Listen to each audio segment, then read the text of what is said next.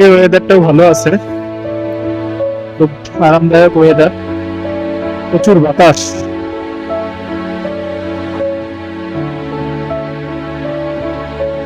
তিনশো ফিটে আজকে গাড়ির পরিমাণ বেশি, কারণ আগামী 2 দিন ছুটি, সবাই বাড়ির দিকে যাচ্ছে।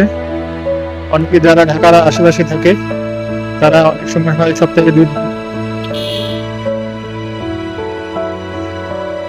তারা সপ্তাহে 2 দিন বাসা যায়, বৃহস্পতিবারে যায়, রবিবারে আসে।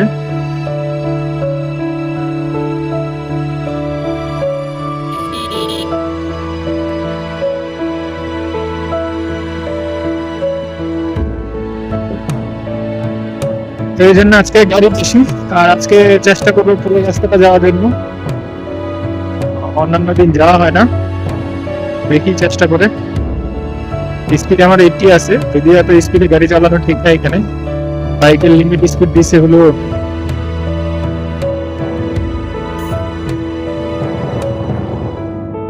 হালার মদ না শালা।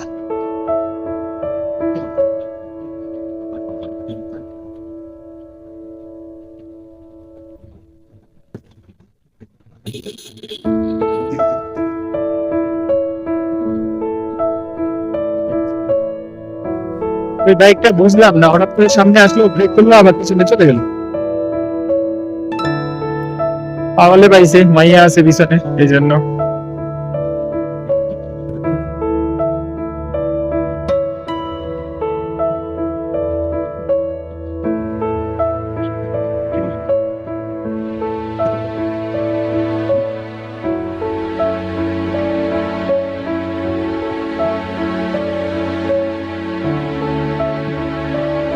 দেখি ইদানিং একটা জিনিস খেয়াল করছি, যে যারা বাইক নিয়ে ট্যুরে যায় তাদের সম্পর্কে একদিন বলা হয় না। আমার মনে হয় বলা উচিত, কারণ দেখা গেছে যে খালি বাইক চালাইলেও নিজেদেরকে বাইকার মনে করে, কিন্তু বাইকার হওয়ার পিছনে যে কিছু নিয়ম নীতি আছে সেগুলো মানে না। তার মধ্যে মনে করেন একটা,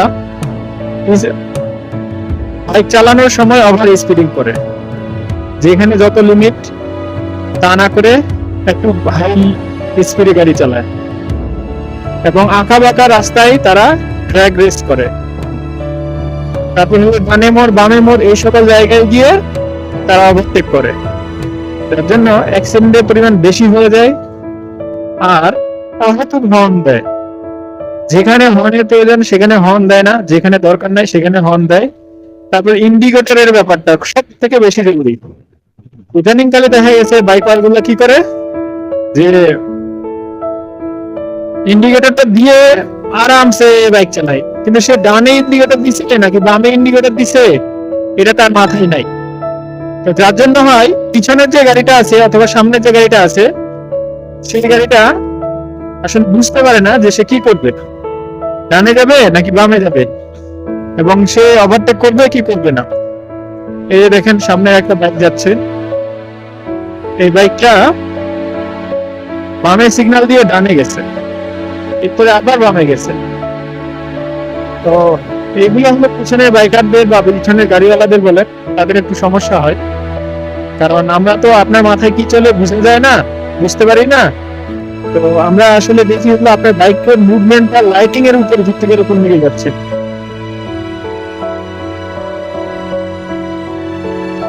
তো এটা বাইকারদের মাথায় রাখা উচিত। সাথে বিভিন্ন জায়গায় ট্যুরে যাচ্ছেন, ঘুরতে যাচ্ছেন, আরাম করতেছেন, বিনোদন করতেছেন, চিত্ত বিনোদনের দরকার আছে, কিন্তু পরিবেশগত যে বিষয়টা সেই পরিবেশগত বিষয়টা ভুলে যাচ্ছেন। যেমন কি ভুলে যাচ্ছেন যে কোথায় কোনো ময়লা ফেলতে হবে কি ফেলতে হবে না, ময়লাগুলো পরিবেশের জন্য কতটুকু ক্ষতিকর এই সকল। মনে করেন প্লাস্টিক ইউজ করতেছেন, যেখানে সেখানে প্লাস্টিক পানিতে ফেলে দিচ্ছেন। ওয়ান টাইমের জিনিসপত্র ব্যবহার করতেছেন, যেখানে ইউজ করতেছেন সেখানেই ফেলে দিচ্ছেন। তারপরে আপনার পানির বোতল ইউজ করতেছেন প্লাস্টিকের, পানি খাওয়া শেষ ফালাই দিলেন।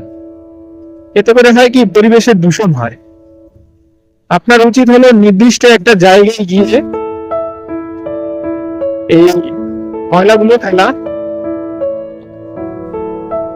পরিবেশেরও ক্ষতি হলো না, আপনি নিজের ভালো করলেন, দেশের মানে দেশের ভালো করলেন।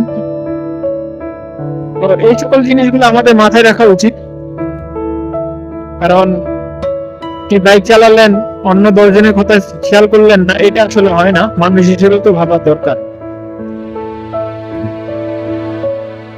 তো অনেকদিন ধরে ভাবতেছি 300 ফিটে আসবো, 300 ফিটে আসা হয় না, মানে সম্পূর্ণ রাস্তাটা কভার করা হয় না।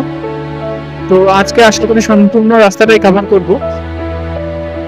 আর একটা জিনিস কি, আমি রেগুলার ফেসবুক আপলোড করি, ইউটিউবে আপলোড করি, কিন্তু আমার ভিউজ কম, সাবস্ক্রাইবার কম, এটা খারাপ লাগে।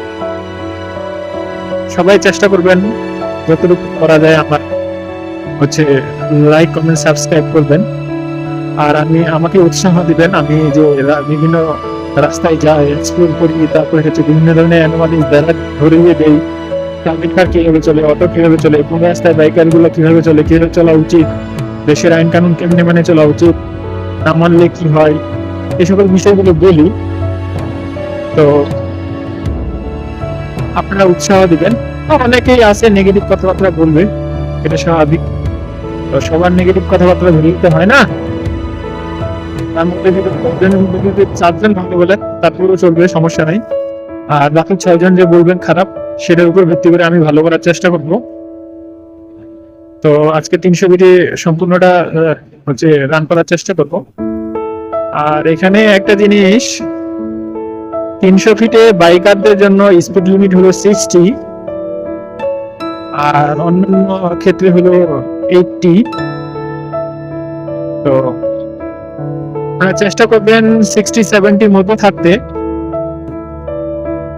কারণ এই রাস্তায় 2টা জায়গায় চেকপোস্ট আছে, একটা পিছনে রেখে আসলাম, আর একটা সামনে আছে হাইওয়ে চেকপোস্ট, মানে পুলিশের চেকপোস্ট।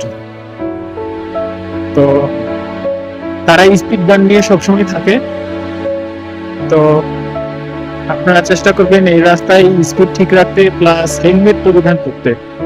হেলমেট ছাড়া কখনো এই রাস্তায় আসবেন না। আর আরেকটা বিষয় হলো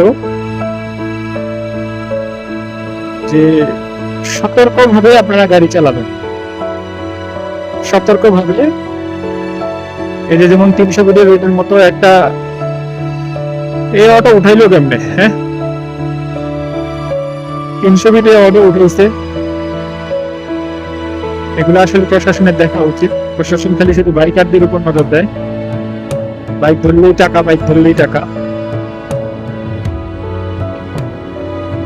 তো রাস্তাটা যদিও সুন্দর আছে, তো রাস্তায় আসবেন ড্রাইভ রেস করবেন, এটা উচিত না।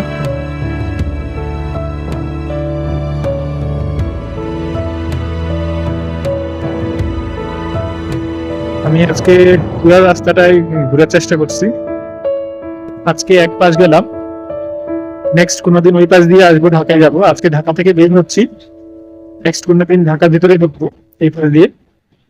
তো এই 300 ফিটের মনোরম দৃশ্য অনেক ভালো লাগে, মনে হয় যে মেঘের রাজ্যে ঢুকে যাচ্ছি। ওই যে সামনে দেখেন কত সুন্দর, মেঘের রাজ্যে ঢুকে যাচ্ছি। রাস্তাটা অনেক সুন্দর।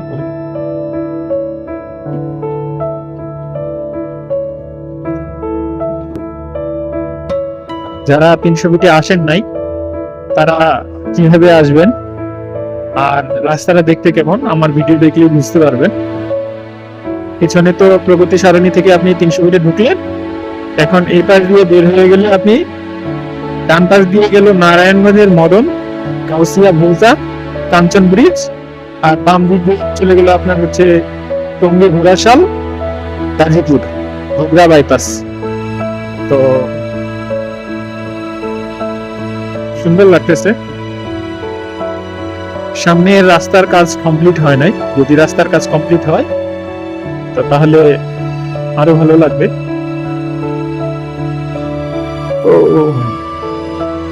আমি একটু বাম দিক দিয়ে যাওয়ার চেষ্টা করতেছি।